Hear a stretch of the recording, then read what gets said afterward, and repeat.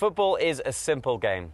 22 men chase a ball Around a pitch for 90 minutes. and at the end, France or Croatia will win the World Cup. Hey guys, we're back with our next round of predictions, and as always, I'm here with Ollie. Hey Ollie, how you doing? I'm good, thanks, Dania. How are you? I'm pretty good. Probably better than you today. I think that's a safe bet. All right, so we're going to get into it right away here. So we'll leave the last game. But your first prediction, France versus Belgium. You actually had Belgium winning in that game. I'm going to go for a close Belgium win. I'm going to go 2-1 Belgium. Ooh, okay. I did not do well this round, did I? No, look, Belgium I thought had been the most impressive team in the tournament up till the semi-final. But France just have this knack, don't they? They just have this knack of doing what needs to be done. And I had a real kind of moment of realization, of enlightenment, you could say, in that semi-final against Belgium, where, because, you know, I'd been kind of disappointed that France hadn't really, what's the word, sparkled, I guess, hadn't really kind of performed that well in an attacking sense at this tournament, given that the players they've got are arguably the best attackers in the world. But I realised that it's not that they're underperforming, it's just that they're playing a kind of a strategy that's aimed at winning the game, at getting through, rather than at impressing people. So, you know, I guess that's what happened again. They played a style that was quite defensive, and it worked for them in the end. They shackled De Bruyne and Hazard for most of the game.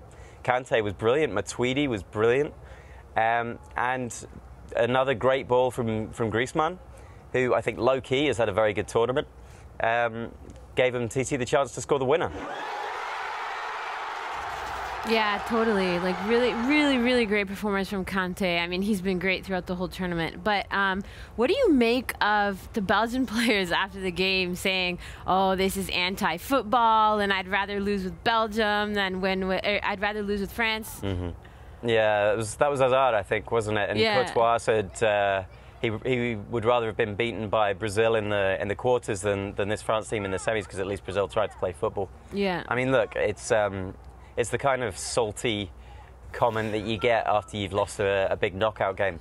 I think basically, look, France did not play an expansive attacking game, and I get that, and I get that Belgium have played quite attackingly, but it's nonsense, isn't it? Look, Belgium would much rather be in the final, having played a bit more defensively, I think, than have gone out in the semi, or having got out in the quarterfinals to Brazil. Bizarre comment. Yeah, I think it's a bit sour grapes, and I completely get it, because, you know, it hurts going out of the World Cup. It hurts going out to a close rival in a close game as well, you know, just the one goal in it. But I think we should take it with a pinch of salt, and I think they, in a couple of weeks' time, might change their minds about those comments. So moving on, Croatia and England, that game. So you were at the game yesterday, so why don't you tell us a little bit about it? I mean, I know you're English, so... Yeah, look, England started really well. And for a stage of that first half, it really felt like the game was going to get away from Croatia, because England were playing better on the pitch, and in the stands, the England fans were making a lot more noise than the Croatian fans.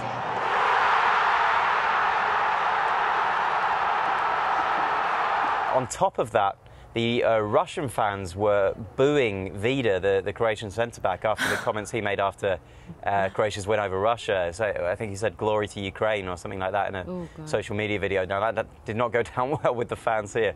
So he was getting booed a lot. And just the atmosphere and the flow of the game combined, it looked like it was going to be England's day. But you have to give so much credit to Croatia for turning that around. I thought what would swing this game England's way was the physical element. I thought Croatia having to play extra time twice in each of the knockout games before this match would be too much for them into the semi-final. Instead, what we got was another period of extra time where Croatia somehow looked fresher than England, and I think you could see with both of the goals that Croatia scored, they both really came from Croatian players reacting quicker than the England defenders, which tells you all you need to know about the energy levels that Croatia put in. It was phenomenal to watch, especially the likes of Modric, of course. He's just such a classy player.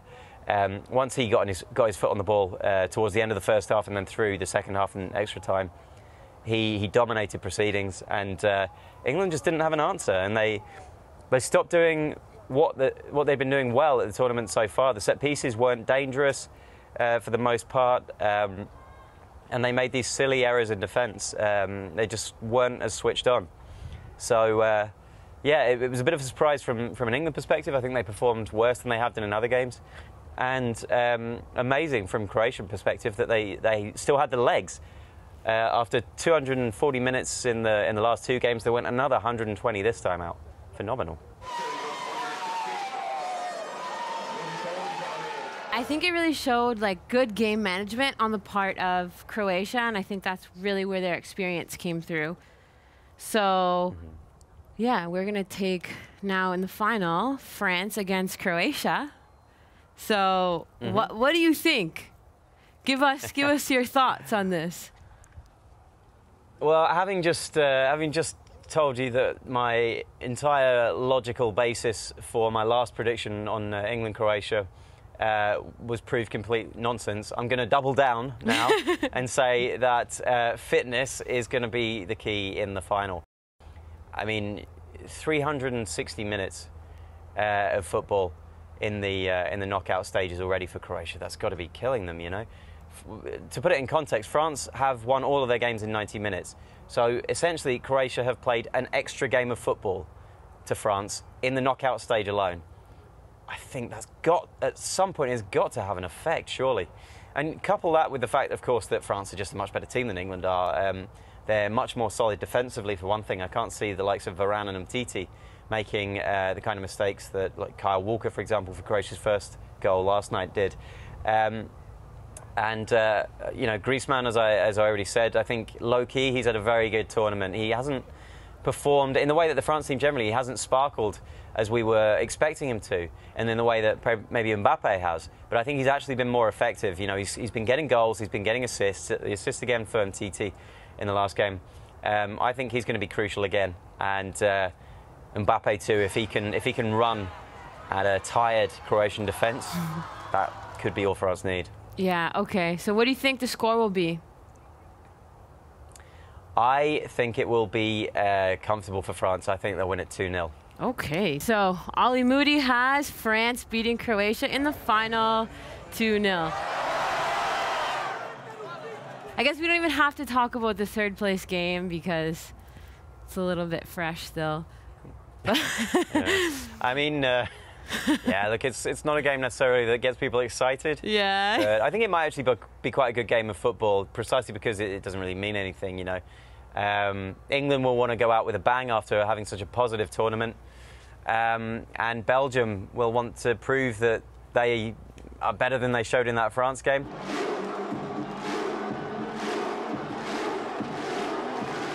And they'll want to at least leave with, you know, third place.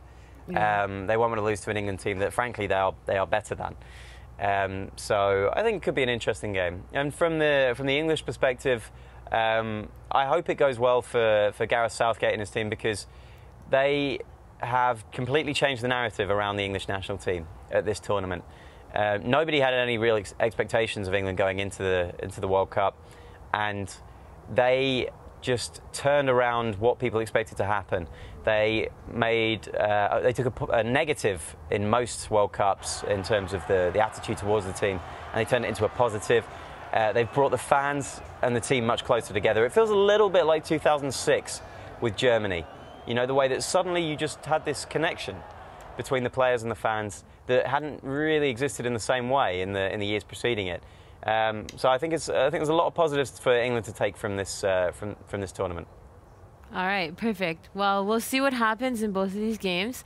Until then, we'll let you go, and hopefully you have a great day in Russia. And everyone else, we'll see you guys later as well. All right. See you later, Ollie. Bye, guys.